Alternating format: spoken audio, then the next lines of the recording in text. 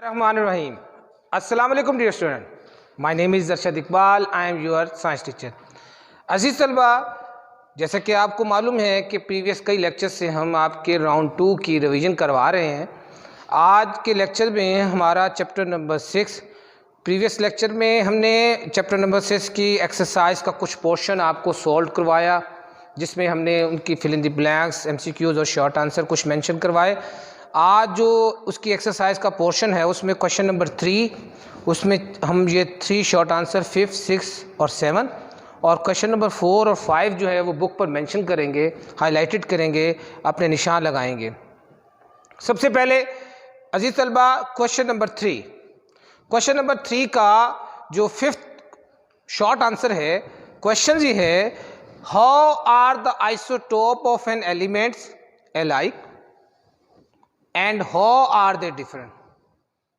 Isotopes जो होते हैं किसी भी एलिमेंट्स के, वो किस तरह, किस प्रॉपर्टी के तहत वो एक जैसे हैं और किस प्रॉपर्टी के तहत उसमें कोई डिफरेंसेस पाया जाता है।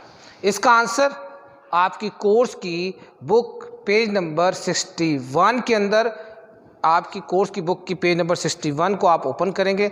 61 के अंदर इसका आंसर जो है वो मौजूद है। उस पर आप, तो इसका फर्स्ट पैराग्राफ है, ये हमने 25 मार्च की जो ऑनलाइन लेक्चर था उसमें पढ़ाया था। All atoms of an elements, किसी भी एलिमेंट्स के तमाम जो एटम्स हैं, always having the same number of protons, उनके अंदर सेम नंबर ऑफ प्रोटॉन्स होते हैं। अगर किसी एलिमेंट के अंदर, यानी एक एटम के प्रोटॉन अगर किसी दूसरे के प्रोटॉन डिफरेंट हैं तो वो सेम एलिमेंट नहीं है। किसी सेम एलिमेंट के लिए उसकी जो आइडेंटिटी है, उसकी जो शनाख्त है, वो नंबर ऑफ प्रोटॉन्स हैं। किसी भी सेम एलिमेंट के जो नंबर ऑफ प्रोटॉन्स होंगे, इनको हम एटॉमिक नंबर भी कहते हैं। अगर नंबर ऑफ प्रोटॉन में चेंज आ जाए तो वो एलिमेंट डिफरेंट एलिमेंट हो जाता है।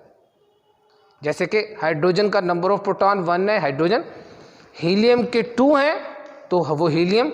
इसी तरह डिफरेंट एलिमेंट्स के अगर नंबर ऑफ प्रोटॉन इसी तरह इंक्रीज करें कंटिन्यूसली तो वो नंबर ऑफ एलिमेंट्स के जो है वो चेंज हो जाते हैं। तो उसमें आप ये देखें कि नंबर ऑफ प्रोटॉन जो होते हैं, all atom of elements always have the same number of protons.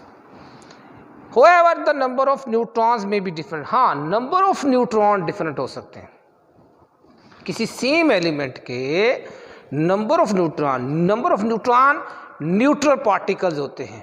किसी भी एक एलिमेंट के अंदर, सेम एलिमेंट्स के अंदर जो नंबर ऑफ न्यूट्रॉन्स हैं, नंबर ऑफ न्यूट्रॉन जो हैं वो चेंज हो सकते हैं, but number of proton same है। ये तो अलाइक प्रॉपर्टी होगी उसकी, यानी same properties, but number of neutron difference होते हैं। जैसे कि हाइड्रोजन के 3 आइसोटोप्स हैं, प्रोटियम, ड्यूट्रियम, ट्रिटियम। प्रोटियम्स के अंदर जस्ट 1 प्रोटॉन, नो न्यूट्रॉन है हाइड्रोजन का एलिमेंट। ड्यूट्रियम के अंदर 1 प्रोटॉन्स, 1 न्यूट्रॉन। देखें, प्रोटियम के अंदर भी 1 प्रोटॉन था, ड्यूट्रियम के अंदर भी 1 protons. Tritium 1 proton, 2 neutrons. Tritium के अंदर हमारे पास कितने हो गए? ट्रिटियम के अंदर हमारे पास प्रोटॉन 1 ही है, यानी protium, deuterium, tritium 1 1 1 proton, but number of neutron protium no, deuterium में 1 और ट्रिटियम में 2 प्रोटॉन्स। तो ये हमारी आइसोटोप से रिलेटेड डेफिनेशन थी और उसमें आपका ये क्वेश्चन भी कवर हो जाता है।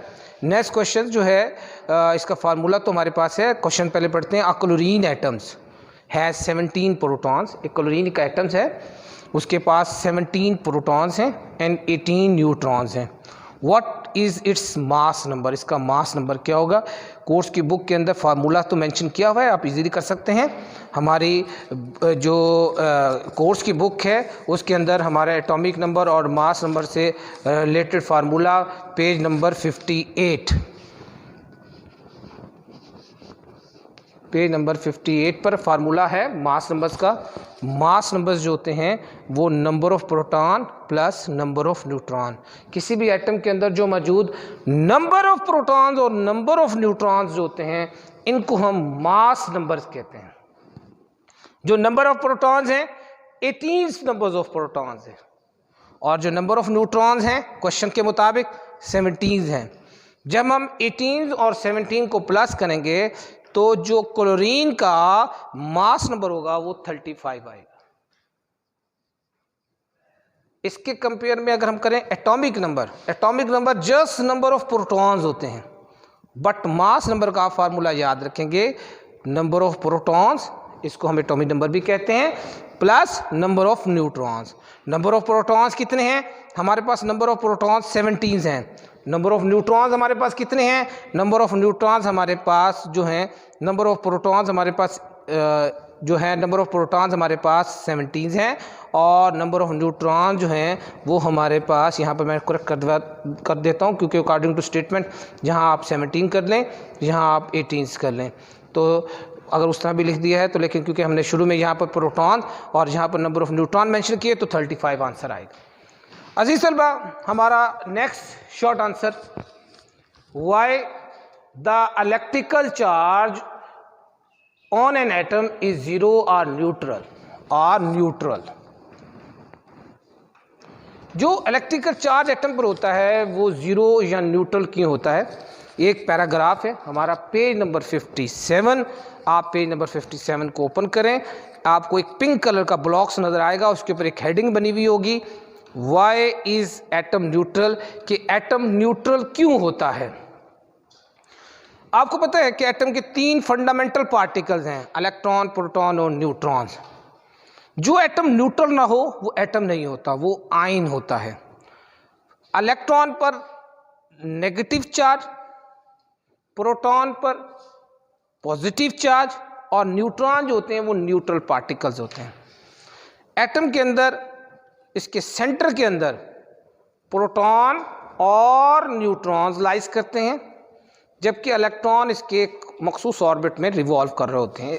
इसका मतलब तमाम पॉजिटिव चार्ज कहाँ लाइज कर रहा होता है? न्यूक्लियस के अंदर। अब किसी भी एटम की न्यूट्रलाइजेशन के लिए ये ज़रूरी है कि उसका पर जितना पॉजिटिव चार्ज है उतना ही नेगेटिव चार्ज होगा।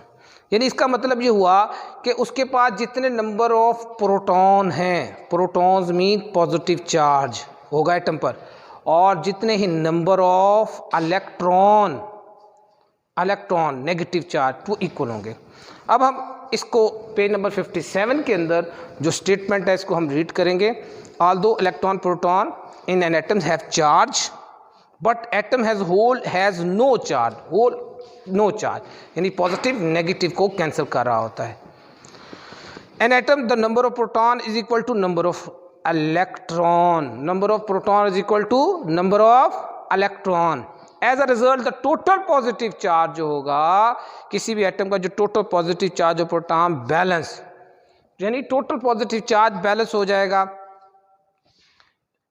द टोटल नेगेटिव चार्ज के साथ of an electron because of it. इस वजह से एटम जो है वो न्यूट्रल होगा। आपका पेज नंबर 57 एक पिंक कलर का ब्लॉक्स जो है वो मौजूद है, क्वेश्चन का आंसर है, शॉर्ट आंसर का। आप इसको याद करेंगे, अपनी कॉपीज पर लिखेंगे। नेक्स्ट अजीज तलबा, ये हमारा नेक्स्ट क्वेश्चन है, describe the structure of an atom, question number 4 long answer. ये हमारा पेज नंबर 57।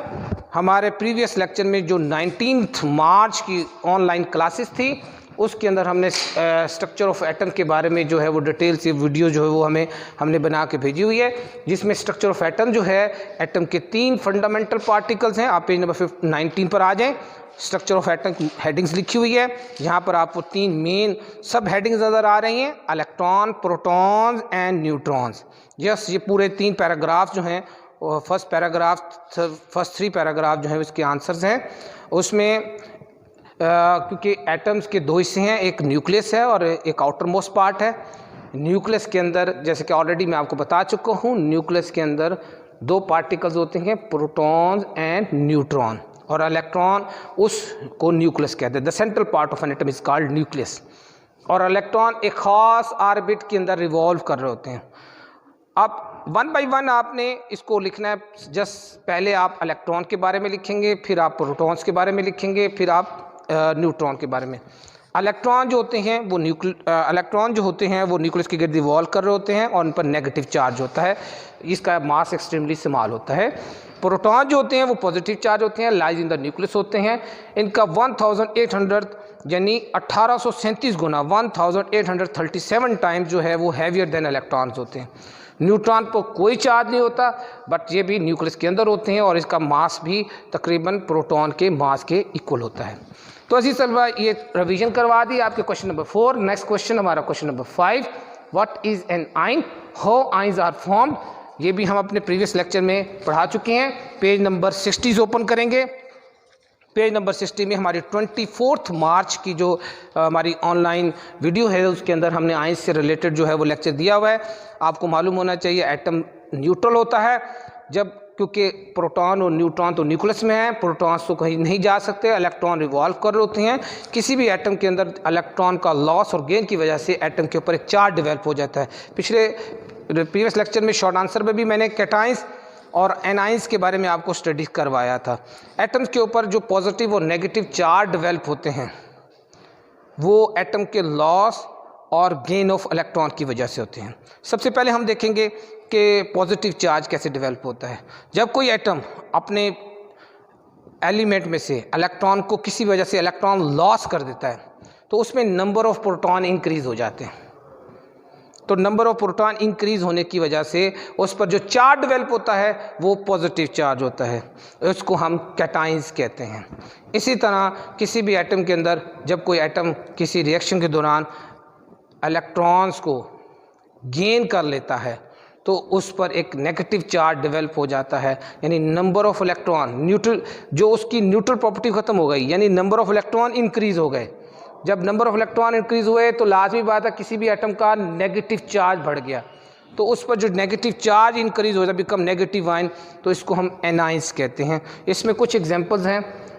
हाइड्रोजन है 1+, ये पॉजिटिव चार्ज है, यानी इसका मतलब है कि हाइड्रोजन एक लॉस ऑफ इलेक्ट्रॉन करता है। और उसके बाद क्लोरीन है -1, एक इलेक्ट्रॉन जो है वो जो है गेन कर लेते हैं। तो अजीज़ तलबा, हमने आज के लेक्चर में आपको मेरी कोई बात समझ ना आई हो तो आप मेरे व्हाट्सएप नंबर पर रब्ता कर सकते हैं। अल्लाह हम सबका हामी व नासिर हो।